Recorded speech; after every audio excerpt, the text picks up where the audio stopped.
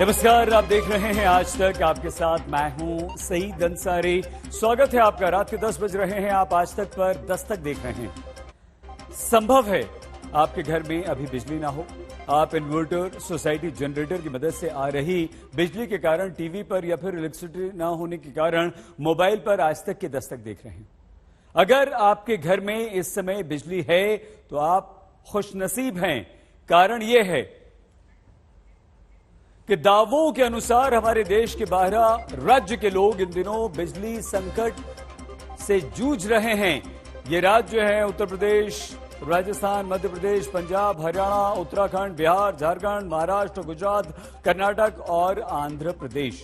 इन 12 राज्यों में तापमान 40 डिग्री के ऊपर है, लेकिन कहीं पर बिजली 7 से 8 घंटे जा रही है तो कहीं पर 7 से 8 घंटे सिर्फ आ रही है। लेकिन सवाल यह है कि क्या 10 दिन बाद बिजली संकट और बड़ा हो सकता है? और इसीलिए सबसे पहले देखते हैं बिजली कमी का अखिल भारतीय सचित्र वर्णन। जनता की ही नहीं, मुख्यमंत्रियों तक की नींद उड़ी हुई है। महेंद्र सिंह धोनी की पत्नी तो सीधे सवाल कर रही हैं, टैक्स दे दिया तो बिजली कहां है? मुख्यमंत्री के कार्यक्रम में अंधेरा हो जा रहा। बिजली मंत्री बैठक कर करके हाफ जा रहे हैं। विधायक अपनी जनता को समझा नहीं पा रहे हैं। अस्पतालों में पसीना ही नहीं निकल रहा, जिस्म से जान निकल जा रही है, क्योंकि बिजली के संकट से देश के 12 राज्य जूझ रहे हैं। सबूतों के साथ कहानी देखिए। मध्य प्रदेश के मुख्यमंत्री मुख्य अतिथि, भाषण चलता है। सीएम बोले कि एक कहानी जो मैं कई बार सुनाता हूं, और फिर एक और कहानी जो मैं कई बार सुनाता हूं। संजय दुबे है क्या? कोयले का भी संकट है अभी। और सवेरे कल ही संजय से बात हुई तो कहने लगे रेक ज्यादा देर बाद 5 मिनट तक क्यों बिजली कटी रही? मुख्यमंत्री भाषण देते रहे। बिजली कटे तो भाषण दिया जा सकता है, लेकिन देखिए राजस्थान के कोटा के इस वीडियो को। अंधेरा है, तीमारदार हाथ से मोबाइल टॉर्च की रोशनी दिखाते हैं। डॉक्टर उसी अंधेरे में CPR दे रहे हैं। जो आदमी हाथ से मोबाइल टॉर्च के जरिए रोशनी दिखा रहा, वही दूसरे हाथ से पंखा झल रहा है, और तब आवाज आती है। पता तो लगे ना, एक पेशेंट काय के लिए मर रहा है, लाइट की वजह से पेशेंट मर रहा है। जनरेटर के लाखों रुपए के जनरेटर काय के लिए लगा रखे हैं यहाँ पे।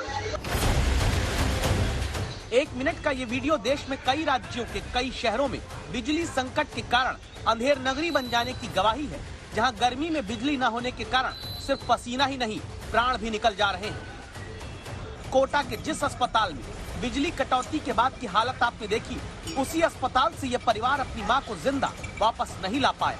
मौत की वजह प्रशासन कहता है कि सिर्फ बीमारी है। परिजन आरोप लगाते हैं मां की मृत्यु का कारण कोटा के मेडिकल कॉलेज में बिजली न होने के कारण आया संकट। दावा है बिजली थी नहीं, वेंटिलेटर का बैकअप खत्म हो गया। आरोप है नंदूबाई की मृत्यु हो गई। जो मेरी मदर को मैं अच्छा लेके गई थी, उसको मैं मरा हुआ लेके आई हूँ, सिर्फ मेडिकल की लापरवाही की वजह से। बहुत लापरवाही है, वहाँ पर कोई व्यवस्था नहीं है। कोई जनरेटर की, अगर जनरेटर भी होता तो मेरी माँ नहीं मरती। एक साइड की लाइट चलेगी जिसमें इमरजेंसी वार्ड था, हमारे कोविड वार्ड था और सर्जिकल ICU था और ब्लड बैंक था। वहाँ पर कंप्लीट लाइट चली गई तो हमें थोड़ी काफी सारी दिक्कत आई।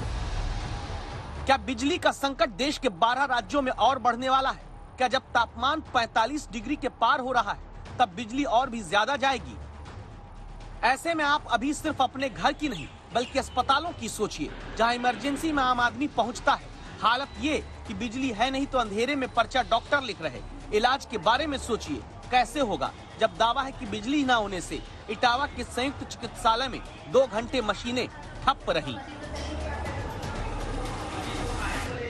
तब समझिए अभी हालत ये हो चुकी कि देश में 25 अप्रैल को पीक रिक्वायरमेंट और पीक डिमांड पूर्ति के बीच में ही 5249 मेगावाट की कमी रही। गर्मी में अभी ही 3 से 9% तक बिजली की कमी की समस्या का सामना राज्य करने लगे। चिंतित हैं देश के ग्रामीण इलाके, जिनके पास गर्मी में इन्वर्टर, जनरेटर, सोसाइटी का DG, कई यूनिट पर चलने वाला जेनसेट नहीं होता। इनके पास इनका हाथ होता है, उसी से पंखा कर सकते हैं। क्योंकि अंदर बिजली कई घंटे नहीं आती। बिजली से चलने वाले उपकरण लोहे के टुकड़े बनकर मुंह चिढ़ाते हैं। घंटा 2 घंटे दिन में आती है और घंटा 2 घंटा रात में आती है। वही 6 साढ़े 6 बजे लाइट चली जाती है, फिर रात में 12-1 बजे लाइट आती है। उसके बाद में 3-4 बजे फिर चली जाती है। कितने घंटे आती है? कुल मिलाकर 4-4.5 घंटा ही लाइट रहती है। बिजली सेक्युलर साबित हो रही है। बिजली कटौती धर्मनिरपेक्ष, हिंदू भी परेशान, मुस्लिम भी, व्रत रखने वाले भी हैरान, रोजे वाले भी। लाइट की व्यवस्था बिल्कुल जो है रोस्टर के साथ बिल्कुल ध्वस्त हो चुकी है। बिजली मुश्किल से जो है दिन में 2-3 घंटे और रात में जो है 2-3 घंटे जो है मुश्किल से मान लीजिए 6 घंटे, 24 घंटे में 6 घंटे बिजली आ रही है। रमज़ान का पीरियड चल रहा है, आदमी सुबह रोज़ा रखता है, उसके बाद फिर सोने की हाजत होती है, उसके तरावी पड़ता है, उसके बाद फिर सोने के लिए होता है। इसमें कम वक्फा मिलता है आदमी को सोने के लिए, उसमें भी लाइट कट जाती है तो आदमी बहुत ज़्यादा परेशान हो रहा है। इससे देवा वालों को बहुत ज़्यादा परेशानी है। बिजली का संकट ऐसा बना कि सीधे साधे विधायक जो सफाई कर्मचारी से सियासत में एमएलए तक का सफर पूरा कर चुके हैं, बिजली संकट पर अंग्रेजी में बोलकर जनता के नाम संदेश दिए वायरल हो गए। All peoples, my Dhangata Vidhan Sabha, your electric problem is my problem also. I fully devoted to all of you, but it's my learning time, my friend. Please give me some time. I promise that just solve electric problem. My God, please give me some time. स्थिति गंभीर हो रही है, तभी तो सीधे मुख्यमंत्री को सख्त होकर निर्देश देना पड़ा है। कहा गया है कि बिजली संकट का समाधान हर हाल में खोज लिया जाए। किस तरह से पक्ष में थे तो हम लोग मई जून में तपती दोपहरी में सड़क पर धरना और प्रदर्शन करने का काम करते थे। आज हमारी सरकार निश्चित रूप से पब्लिक को पर्याप्त मात्रा में बिजली मिलनी चाहिए और जो शेड्यूल है निर्धारित निश्चित किया गया है बड़े महानगरों के लिए, नगरों के लिए, पंचायत स्तर, तहसील स्तर का, गांव के लिए, उस शेड्यूल के साथ बिजली आपूर्ति निर्बाध तरीके से मिलेगी, ये हमारा संकल्प है। लेकिन क्या वाकई बिजली संकट यूं आदेश से दूर हो जाएगा? आखिर धोनी की पत्नी को गुस्सा क्यों आया है? क्या बिजली कटौती में अभी और लड़ाई बाकी है? इन सवालों के जवाब आपके लिए अगली रिपोर्ट में है। बाराबंकी से सैयद रेहान, लखनऊ से शिल्पी सेन और कोटा से संजय के साथ रवीश पाल सिंह, भोपाल आज तक। बिजली संकट गर्मियों के दिनों में हर बार आता है, लेकिन क्या इस बार ये चुनौती बढ़ रही है जिसके समाधान के लिए राज्य और केंद्र दोनों चिंतित हैं? इस मुद्दे तक पहुंचे उससे पहले देखिए कैसे एक पूर्व मुख्यमंत्री बिजली जनता को दिलाने के लिए धूप में उपवास करने लगे, कैसे बिजली कटने से जनता की कमाई पर सीधा असर आने लगा और कैसे माही यानी महेंद्र सिंह धोनी की पत्नी को गुस्सा आ गया है।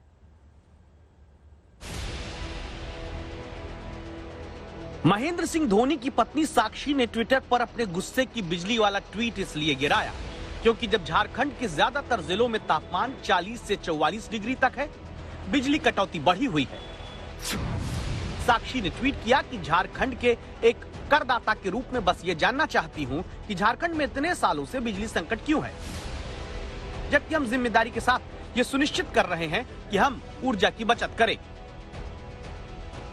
साक्षी सुविधा संपन्न है, फिर भी इस समस्या को वो लगातार उठा रही हैं।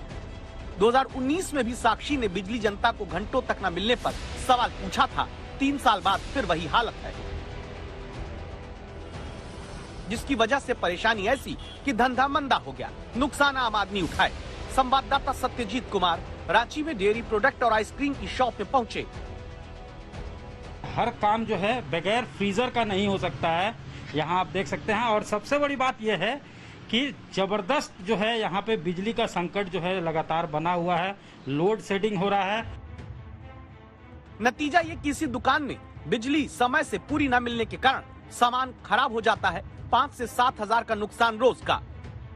पावर कट होता है तो वो खराब होने के चांसेस ज्यादा हो जाता है, गलने लगता है और कस्टमर को अगर हम देते हैं थोड़ा सा भी गला हुआ सामान तो वो ले लेना चाहते हैं। हाँ। और बहुत हाई रिस्क पे चलता है, बहुत ज्यादा पावर कट हो रहा है, हम बहुत ज्यादा परेशान है इससे। यही परेशानी होटल वालों को, बिजली पूरी आती नहीं, डीजल महंगा हो रखा है, जनरेटर ने खर्चा बढ़ा दिया, तभी तो कस्टमर को एसी से ठंडा कमरा दे पाएंगे, लिहाजा अपना दिल भी जला रहे, जेब भी। हमारा कॉस्ट 25% हमारा कॉस्ट बढ़ जाता है। और आप जो सर्व कर रहे हैं, जो हमारा जो टैरिफ है उसी उसको बढ़ा नहीं सकते हैं। बिजली नहीं लेकिन सियासत खूब है। उत्तराखंड में जब दावा है कि 1/3 यूनिट बिजली ही मिल पा रही, तब पूर्व सीएम हरीश रावत धूप में बैठकर बिजली के मुद्दे पर उपवास वाला धरना देते हैं। ओम सूर्य देवाय नमः। पिछले कुछ दिनों से जिस प्रकार का एक संकट जैसा पैदा हुआ है, वो हमारे लिए चिंता का विषय है और जल्दी से जल्दी व्यवस्था ठीक करें और अगले 24 घंटे में जो क्राइसिस मैनेजमेंट है उस क्राइसिस का मैनेजमेंट करें। उसके लिए और भी कोई अगर हमें बात करने की आवश्यकता है, भारत सरकार से बात करने की जरूरत है, तो हम लोग उस पर भी बात करेंगे। पंजाब की अलग ही कहानी है, जहां फ्री बिजली का वादा हुआ, जनता कह रही है जितनी बिजली चाहिए पहले उतनी तो मिल जाए। तकरीबन 1 महीने तो बहुत ज्यादा कट लग रहे हैं। पिछले हफ्ते 2 दिन लाइट नहीं आई, जिस लाइट कट लगन के कारण साडी जो फैक्ट्री वो बंद हो जाती है, लेबर फालतू पैंदी है, बच्चों की पढ़ाई का नुकसान होता है, पानी नहीं आता। जनता के इसी मुद्दे पर सिद्धू अरविंद केजरीवाल की चुटकी पंजाब में लेते हैं। केजरीवाल को 24 घंटे बिजली देनी आती है। हाँ जी, देखो कोई तारीख नहीं ना बची। सुनो 24 घंटे फ्री बिजली देनी आती है। वो पतंदरा 24 घंटे जो 3 घंटे आती है फ्री तो आपे होगी। पंजाब में बिजली पर सियासत करती कांग्रेस को राजस्थान नहीं दिखता और महाराष्ट्र में बिजली पर हाथ में लालटेन और मोमबत्ती लेकर सबसे गर्म शहर में से एक अकोला में सड़क पर उतरी बीजेपी को अपनी पार्टी के शासन वाले दूसरे राज्य नहीं दिखते। तो क्या आगे अभी जून तक किसी तरह लालटेन वाली पॉलिटिक्स बिजली किल्लत की स्थिति में देश में होती रहेगी? देहरादून से दिलीप सिंह के साथ सत्यजीत कुमार, रांची आज तक। मुख्यमंत्री बैठक कर रहे हैं। सोमवार को देश के ऊर्जा मंत्री आरके सिंह ने रेल मंत्री के साथ मिलकर देश में बिजली की बढ़ती मांग से निपटने की रणनीति पर चर्चा की है। चिंता क्यों है, ये जान लीजिए। हमारे देश में कुल बिजली उत्पादन का 70% हिस्सा कोयले के द्वारा ही होता है। सेंट्रल इलेक्ट्रिसिटी अथॉरिटी की रिपोर्ट के अनुसार 24 अप्रैल 2022 तक देश के करीब 33% थर्मल पावर प्लांट्स के पास 10% या उससे भी कम कोयले का स्टॉक बचा था। सेंट्रल इलेक्ट्रिसिटी अथॉरिटी की डेली कोल स्टॉक रिपोर्ट के अनुसार 24 अप्रैल 2022 को हमारे देश के 165 बड़े थर्मल पावर प्लांट्स में से 24 थर्मल पावर प्लांट्स के पास 0 से 5% तक ही नॉर्मेटिव स्टॉक के मुकाबले कोयला बचा था, जबकि 30 थर्मल पावर प्लांट्स के पास 6 से 10% तक नॉर्मेटिव स्टॉक के मुकाबले कोयला स्टॉक बचा था। मतलब देश के 165 बड़े थर्मल पावर प्लांट्स में से 32% के पास 10% या उससे भी कम का कोयले का स्टॉक बचा था। तो ऐसे में क्या आगे और बड़ी बिजली की कमी होगी, ये सवाल।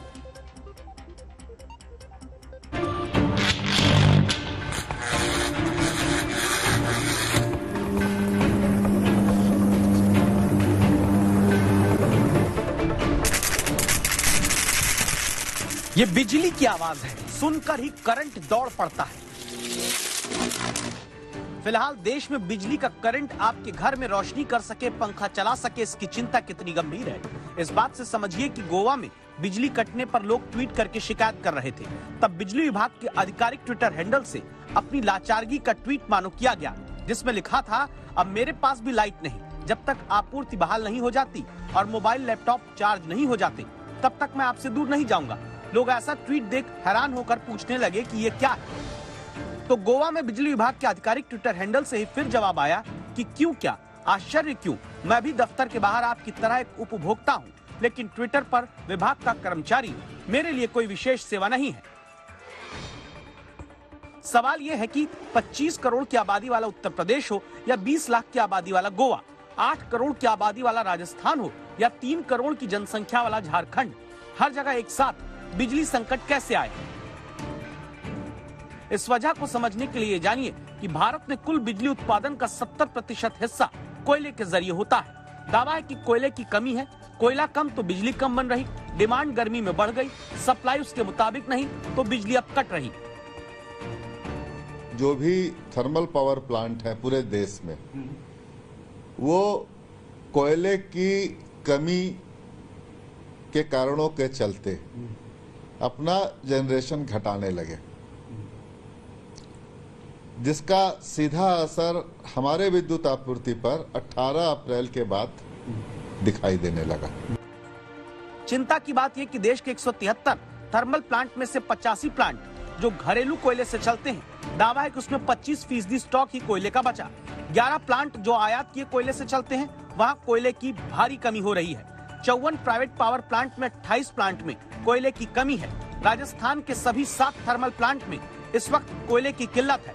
यूपी के 4 में से 3 थर्मल प्लांट में कोयले की कमी है। इसीलिए आपके लिए गंभीर समस्या बन रहे बिजली संकट पर कोयले की कमी का सवाल लेकर हम गुजरात के नर्मदा जिले पहुंचे।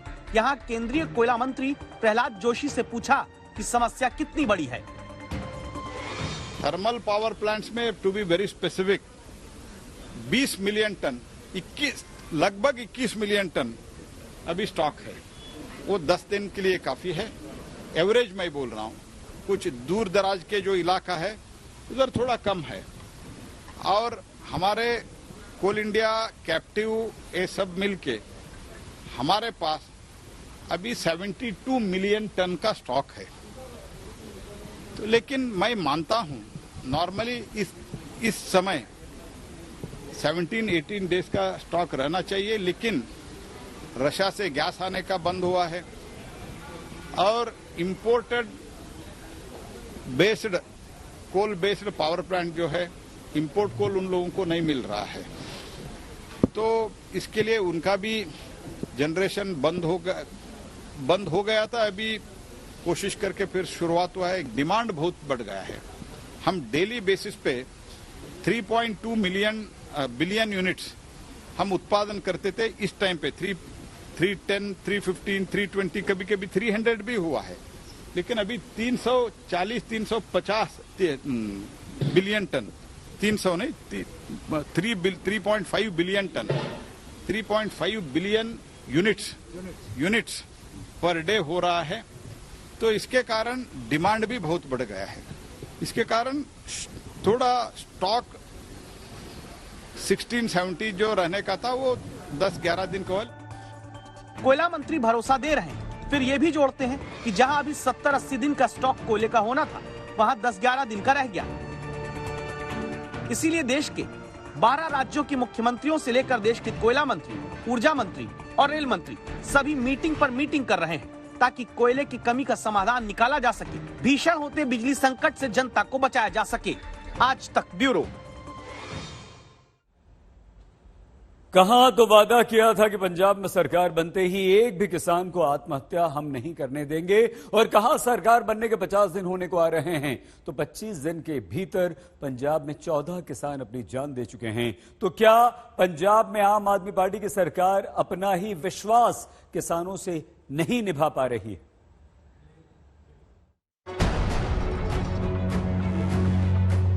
पंजाब में एक तरफ फसलों का नुकसान सहने के बाद खुदकुशी करते किसान, जान देते किसानों के परिजनों के कानों में गूंजते इंकलाब जिंदाबाद के सियासी नारे हैं।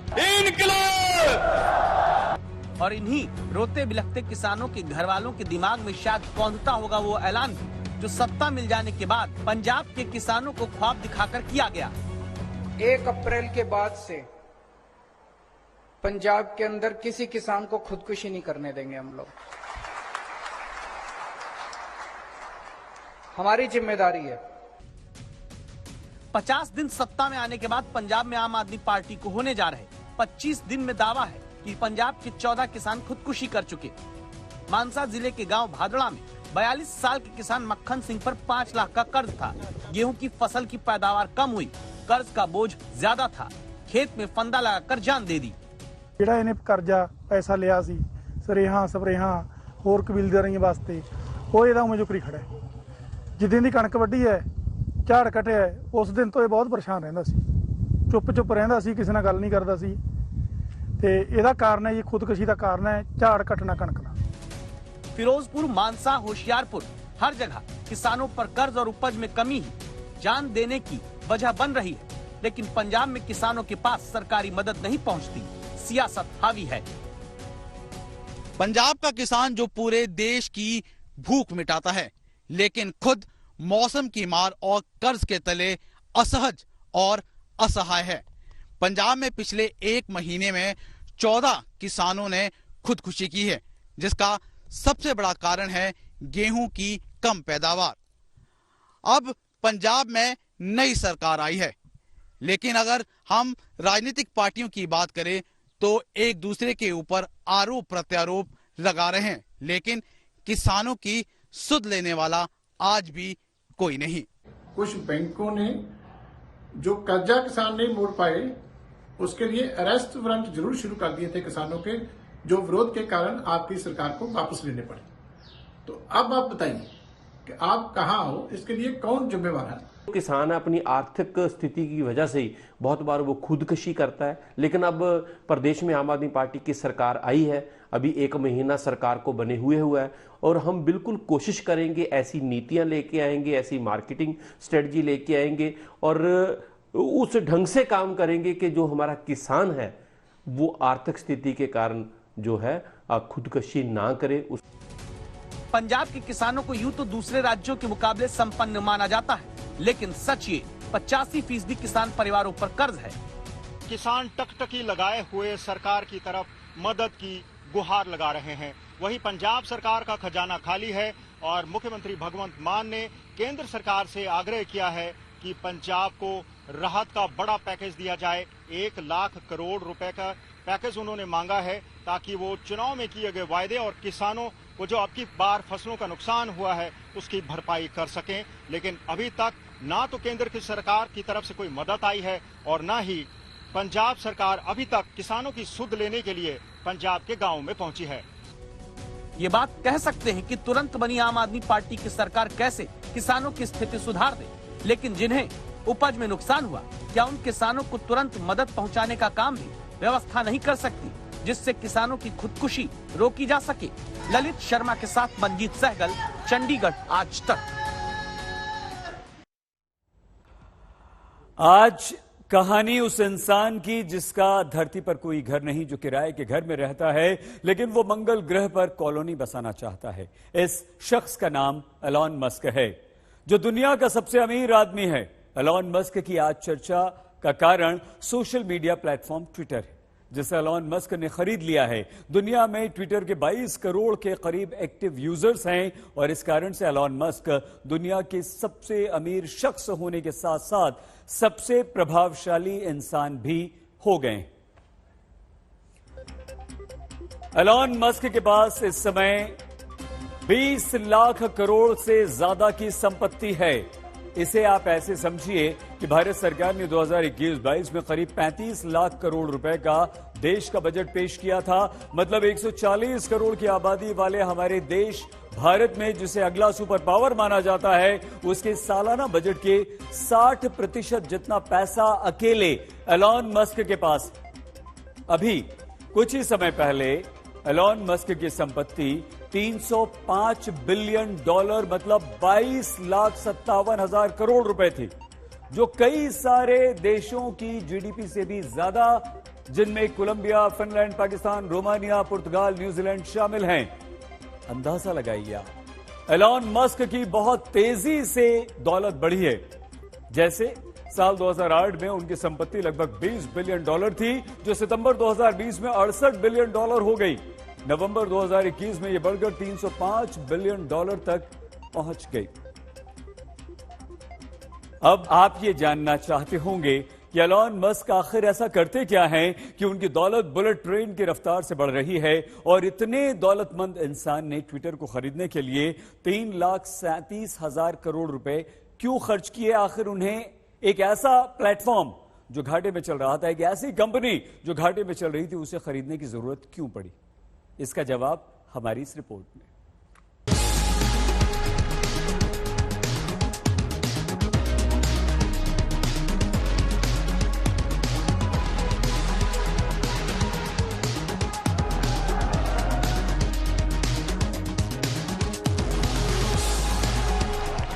ट्विटर के नए मालिक एलन मस्क बचपन में दब्बू रहे होंगे, ये बात कोई भी ये तस्वीर देखकर सोच नहीं सकता।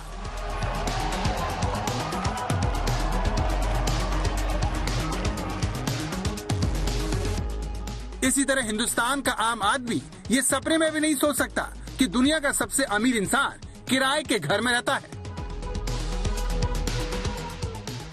जिस हिंदुस्तान में घर जिंदगी के सबसे बड़े लक्ष्य में से एक हो, सोसाइटी में हैसियत का आईना हो, उस भारत के 140 करोड़ लोगों से अगर कहा जाए कि करीब 21 लाख करोड़ की संपत्ति का मालिक किराए के चलते फिरते घर में रहता है, तो कोई भी यकीन नहीं करेगा।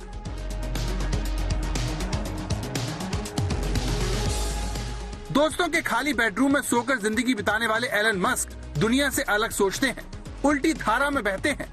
उनकी इसी सोच ने उन्हें दुनिया का सबसे दौलतमंद इंसान बना दिया है, जिसकी मिल्कियत में अब ट्विटर भी शामिल हो गई है।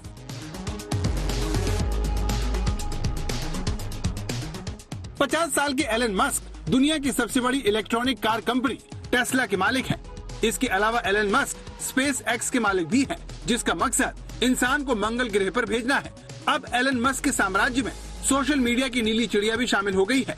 लेकिन सवाल यह है कि दुनिया के सबसे अमीर आदमी ने ट्विटर क्यों खरीदा?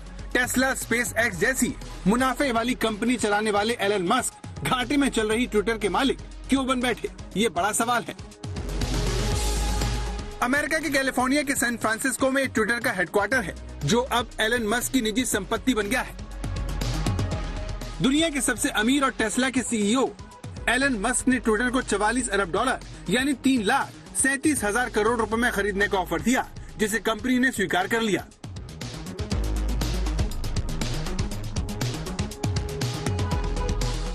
कुछ समय पहले तक ट्विटर और एलन मस्क का रिश्ता वैसा ही लगता था जैसा एक तरफा प्यार में किसी आशिक का होता है। इसीलिए ट्विटर को खरीदने के बाद एलन मस्क अपनी खुशी छिपा नहीं सके, जिसकी तस्दीक उनके ट्वीट ने भी की। ये देखिए।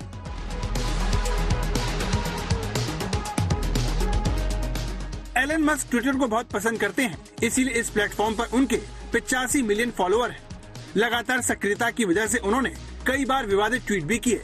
लेकिन मस्क का कहना है कि वो चाहते हैं कि ट्विटर की असाधारण क्षमता को पूरी तरह से साधा जाए। वैसे ट्विटर के नए मालिक की जिंदगी की कहानी उनके ट्विटर से प्रेम की तरह काफी दिलचस्प है। एलन मस्क की मां अमेरिकी थी, तो पिता दक्षिण अफ्रीका के निवासी। एलन मस्क का जन्म 28 जून 1971 को दक्षिण अफ्रीका के प्रिटोरिया शहर में हुआ। 21 साल की उम्र में एलन मस्क ने एक वीडियो गेम बनाया और फिर उसे एक मैगजीन को $500 में बेच दिया। ये एक स्पेस फाइटिंग गेम था, जिसका नाम उन्होंने ब्लास्टर रखा। इसके बाद मस्क ने अपने भाई किम्बल के साथ मिलकर Zip2 नाम की सॉफ्टवेयर कंपनी शुरू की, जिसे उन्होंने $2 करोड़ 20 लाख में कॉम्पैक्ट कंपनी को बेच दिया। 1999 में एलन मस्क ने करीब $1 करोड़ के निवेश से X.com की शुरुआत की। ये बाद में कॉन्फिनिटी नाम की कंपनी के साथ मर्ज हो गई, जो आगे चलकर पेपाल बनी। 2002 में ईबे ने पेपाल को $150 करोड़ में खरीद लिया, जिसमें मस्क का हिस्सा $16.5 करोड़ का था। इसके बाद मस्क ने स्पेस रिसर्च की तकनीकों पर काम करना शुरू किया। उनके इसी प्रोग्राम को स्पेस एक्स का नाम दिया गया, जिसने कहा कि मनुष्य आने वाले समय में दूसरे ग्रहों पर भी रह सकेंगे। साल 2004 में एलन मस्क ने इलेक्ट्रॉनिक कार कंपनी टेस्ला की बुनियाद रखी और कहा, भविष्य में सब कुछ इलेक्ट्रिक होगा। आज टेस्ला दुनिया में इलेक्ट्रॉनिक कार की पहचान बन गई है। दुनिया भर में उनकी गाड़ियों की धूम है। अपने एक इंटरव्यू में एलन मस्क ने बताया था कि उनकी जिंदगी में एक ऐसा वक्त भी आया जब अपने खर्च के लिए दोस्तों से पैसे उधार लेने पड़े। जब उनसे इस बारे में पूछा गया कि क्या उन्हें दिवालिया होने का डर नहीं लगा, तो इस सवाल पर एलन मस्क ने कहा कि ज्यादा से ज्यादा क्या होता, मेरे 7 बच्चों को सरकारी स्कूल में जाना पड़ता, तो इसमें क्या बड़ी बात होती, मैं खुद सरकारी स्कूल में पढ़ा हूँ। एलन मस्क का ये जवाब उनकी शख्सियत को बताने के लिए काफी है। आज तक ब्यूरो। एलन मस्क के ट्विटर को खरीदने के बाद कंपनी के सीईओ पराग अग्रवाल के भविष्य को लेकर कयास लगने लगे हैं। ट्विटर के टेकओवर के बाद अगर पराग अग्रवाल को हटाया गया तब उन्हें 321 करोड़ रुपए देने होंगे। लेकिन सवाल यह है कि घाटे में चल रहे ट्विटर को एलन मस्क ने आखिर खरीदा क्यों? इससे जुड़ी रिपोर्ट आप देखें। उससे पहले ट्विटर के नए मालिक के कुछ सीक्रेट्स भी जान लीजिए।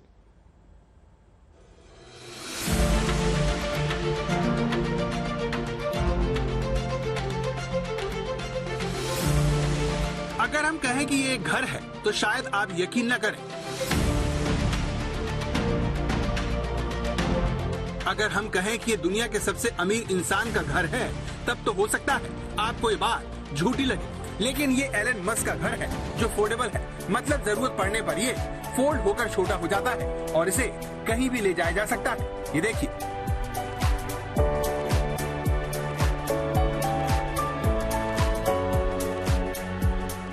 बड़ी बात यह है कि एलन मस्क के इस घर की कीमत उनकी कंपनी टेस्ला की एक गाड़ी से भी कम है। यही नहीं, अमेरिका में बनने वाले औसत घर से भी इसकी कीमत सस्ती है। इस घर की कीमत $50,000 है, जो भारतीय रुपए में करीब 38 लाख के आसपास बैठती है। इसमें हिंदुस्तान में एक 2 BHK फ्लैट किसी भी शहर में आ सकता है। आपको जानकर हैरानी होगी कि एलन मस्क ने अपने काम पर फोकस करने के लिए ये घर लिया, ताकि घर से ऑफिस के बीच बर्बाद होने वाला वक्त बचाया जा सके। अपने काम के लिए एलन मस्क संकी है और वो वक्त बचाने के लिए अपनी कार कंपनी टेस्ला की फैक्ट्री के फर्श पर भी सो चुके हैं। लेकिन ये एलन मस्क की जिंदगी का एक पहलू है। उनका जीवन चुनौतियों से भरा रहा है, जिससे काफी कुछ सीखा जा सकता है। बचपन में एलन मस्क काफी शर्मीले हुआ करते थे। स्कूल में बाकी बच्चे उन्हें परेशान किया करते थे। एक बार कुछ बच्चों ने उन्हें सीढ़ियों से नीचे फेंक दिया था, जिसके बाद उन्हें अस्पताल में भर्ती करवाया गया। साउथ अफ्रीका में युवाओं के लिए कुछ समय सेना में भर्ती होना आवश्यक था, लेकिन दब्बू स्वभाव के मस्क सेना में जाने से डर रहे थे। इसी डर के चलते उन्होंने दक्षिण अफ्रीका छोड़ने का फैसला किया। उनकी कनाडाई माँ के चलते उन्हें आसानी से कनाडा की नागरिकता मिल गई। बाद में वो कनाडा से लोन और स्कॉलरशिप के सहारे अमेरिका चले गए और अपने छोटे भाई के साथ पहली कंपनी शुरू की। शुरुआत में एलन मस्क और उनके भाई के पास इतने पैसे नहीं थे कि वो घर और ऑफिस दोनों रख सके। ऐसे में मस्क अपने ऑफिस में ही सो जाते थे।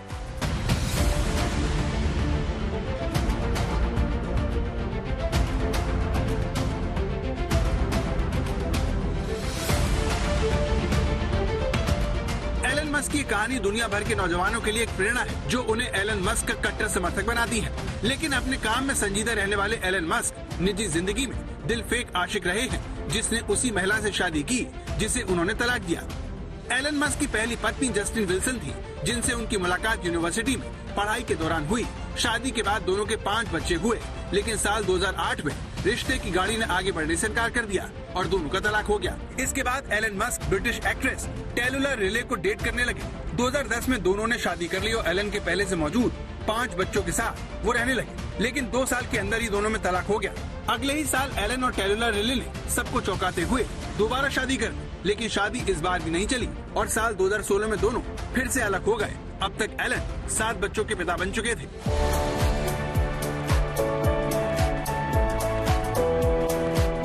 एलन मस्क का नाम कई महिलाओं के साथ जुड़ता रहा है। एक्ट्रेस अम्बर हर्ड के साथ उनका रिलेशनशिप काफी विवादित भी रहा। आपको बता दें कि अम्बर हर्ड कैप्टन जैक स्पैरो का रोल करने वाले जॉनी डेप की पत्नी थी। उन्होंने एलन और अम्बर पर अफेयर का आरोप लगाया। ये विवाद इतना बढ़ा कि जॉनी डेप और अम्बर हर्ड भी अलग हो गए। एलन मस्क ने सिंगर ग्रिम्स को भी 3 साल तक डेट किया, लेकिन 3 साल के बाद ये दोनों अलग हो गए। एलन मस्क का नाम ऑस्ट्रेलियाई एक्ट्रेस नताशा बेसेट के साथ भी जोड़ा गया। इस अफेयर की खबरें तब सामने आई जब हाल ही में उन्होंने नताशा बेसेट के साथ लॉस एंजलिस में अपने गल्फ स्ट्रीम प्राइवेट जेट में यात्रा करते हुए देखा गया। इस तरह किसी अनहोनी से मानव जाति को दूसरे ग्रहों पर बसाने के ख्वाहिशमंद एलन मस्क की जिंदगी काफी दिलचस्प है, जिसमें काम को लेकर एलन मस्क का जुनून हर रिश्ते पर भारी पड़ता है। आज तक ब्यूरो। एलन मस्क जो आज सोचते हैं, दुनिया बरसों बाद सोचती है, और इसीलिए सबके मन में ट्विटर को लेकर सवाल उठ रहा है कि एलन मस्क ने आखिर ट्विटर को क्यों खरीदा। क्यों ट्विटर के मालिक के कारण से चीन का खतरा दुनिया पर पहले से कई गुना ज्यादा गहरा गया है।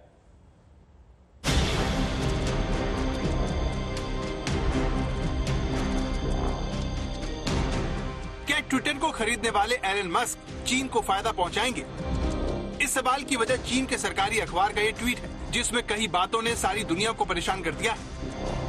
ग्लोबल टाइम्स ने अपने ट्वीट में लिखा या फिर एलन मस्क को याद दिलाया कि साल 2022 में टेस्ला ने $4.65 बिलियन चीन से कमाए।